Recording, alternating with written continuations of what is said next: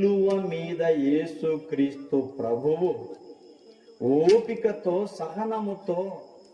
మారు మాటలాడకోకుండగా తనకు జరుగుతున్నటువంటి భయానకమైనటువంటి ఆ సిలువ శిక్ష యొక్క వేదన ఆయన భరించుచు సహిస్తూ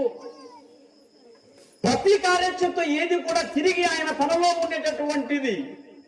ఆ బాధను వ్యక్తం చేయకోకుండా బయటికి కక్కకోకుండా దాన్ని దిగమింగి దిగమింగి దిగమింగి దిగమింగి ప్రాణం పెట్టేంతటి వరకు సహించాడు. కాబట్టి మనిషి ద్వేషం, మనిషి యొక్క సరిపోనితనం అంతయ్య కూడా ఇంతేనా అన్నట్టుగా, ఇంతేనా అని మనుషులు వారు ఇక ఆ చూపాల్సిన ద్వేషం అంతా చూపి ఇంకా ఏమైనా చూపుతారా, ఇంకా ఏమైనా ఉందా అంటే ఇంకా ఏమీ లేదన్నప్పుడు ఆయన సమాప్తమైనది అన్నాడు.